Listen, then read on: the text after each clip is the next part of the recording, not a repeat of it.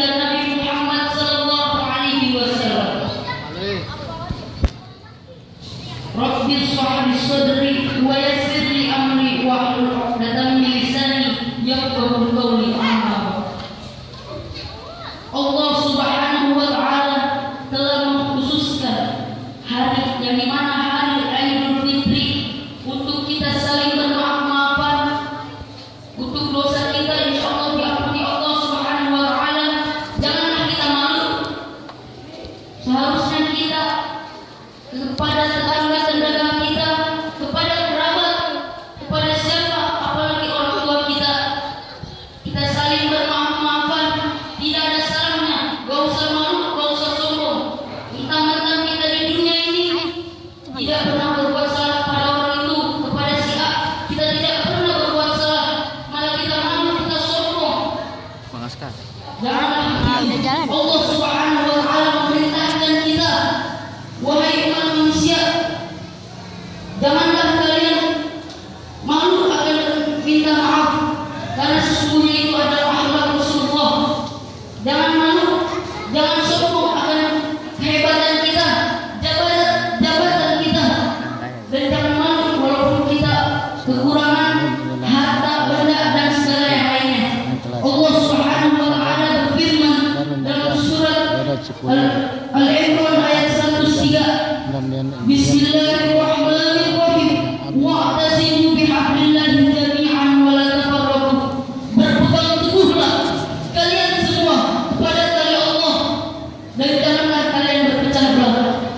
Di sini Allah memerintahkan kita untuk saling bermaaf-maafan, untuk saling memegang teguh tali silaturahmi, dan janganlah kalian berpecah belah, saling berkelahi, saling sombong menyombong, saling tidak mau memaafkan. Itu adalah salah satu amal yang tidak disukai Allah Subhanahu wa taala. Kita harus mengikuti perintah Allah Subhanahu wa taala. Allah berfirman dalam surat Az-Zariyat ayat 56, Bismillahirrahmanirrahim. Wa ma khalaqtul jinna wal insa illa liya'budun.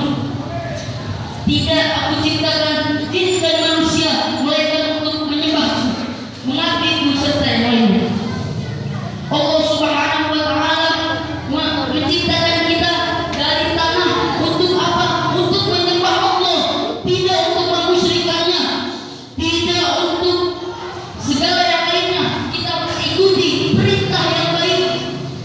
Janganlah kita memusyrikannya, sering dalam berbuat maksiat serta yang lainnya. Rasulullah tidak mencontohkan, tapi kenapa kita melakukan?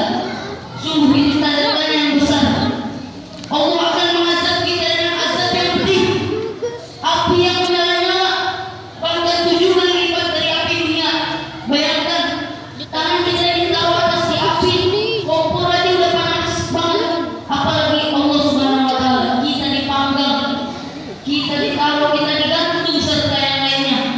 Sungguh itu sangat pedih, tidak ada bandingannya.